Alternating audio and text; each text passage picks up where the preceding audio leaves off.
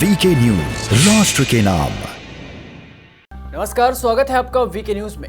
पाकिस्तान की ख्वाहिश है कि वो विश्व में इस्लाम का मसीहा बने, पूरे विश्व में इस्लाम की पैरवी करे और जो कुछ भी वो बोले उसे सारे इस्लामिक देश कान लगाकर सुने। और इस ख्वाहिश को पूरा करने के लिए उसका साथ हमेशा से देता रहा तुर्की भी सोच रहा होगा कि पाकिस्तान जैसा कंगाल देश भला मसीहा तो ना बन पाएगा। हाँ, पाकिस्तान की आड़ में साथ देकर वो खलीफा बनकर सामने आ सकता है।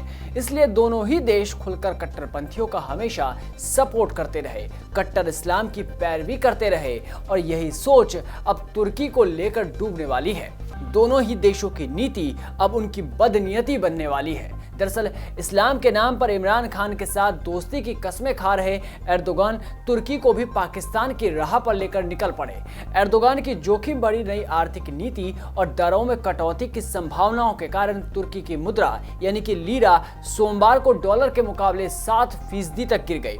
इससे तुर्की की अर्थव्यवस्था को तगड़ा झटका लगा है। इतना ही नहीं, FTF की निगरानी सूची में आने के कारण तुर्की को बाहरी निवेश लाने में भी मुश्किलों का सामना करना पड़ रहा है। इस समय $1 की कीमत 13.83 लीरा है। लीरा में लगातार अवमूल्यन के कारण यानी लगातार गिरने के कारण तुर्की के केंद्रीय बैंक ने 2 हफ्ते में अपने चौथे बाजार हस्तक्षेप की घोषणा कर दी।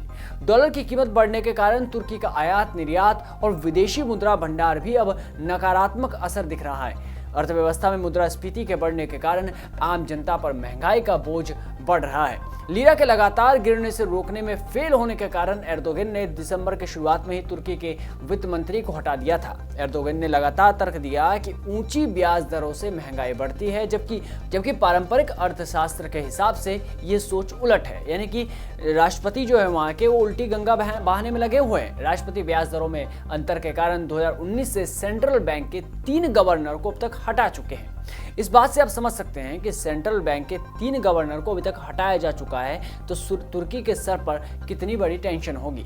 पिछले हफ्ते के आंकड़ों के हिसाब से पता चला है कि केंद्रीय बैंक का अंतर्राष्ट्रीय भंडार गिरकर 22.47 अरब डॉलर हो गया। एक तरफ लीरा का लगातार गिरना, दूसरी तरफ अमेरिका की पाबंदियां, दोनों ने मिलकर तुर्की की कमर तोड़ कर रखी है। आपको बता दें कि जो बाइडेन ने अपने शपथ ग्रहण के बाद सबसे पहले तुर्की पर ही आर्थिक प्रतिबंधों का ऐलान किया था। तुर्की दरअसल अमेरिका की अगुवाई वाले सैन्य संगठन नाटो का एक हिस्सा है। ऐसे में उसने रूस से जाकर S-400 वायु रक्षा प्रणाली खरीद ली। तुर्की ने अमेरिका से एक कदम आगे बढ़ाने की सोचते हुए नहला फेंका था तो जो ने भी बैन लगाकर दहला फेंक दिया। तुर्की भी पाकिस्तान की भाषा बोलने लगा और वो भी कश्मीर को पाकिस्तान का हिस्सा बताता रहा और फ्रांस में अल्लाहू अकबर के नारे लगाकर कत्ल करने वालों का बचाव करता रहा। कट्टर इस्लाम की पैरवी करने वाले दोनों देश अब आर्थिक संकट से गुजर रहे हैं और इससे कैसे उभरेंगे ये दोनों को ही नहीं मालूम। इस रिपोर्ट में बस इतना ही। देश और दुनिया की तमाम बड़ी खबरों से जुड़े रहने के लिए बने रहिए वीके न्यूज के साथ। नमस्कार। ये है ड्रीम मीडिया नेटवर्क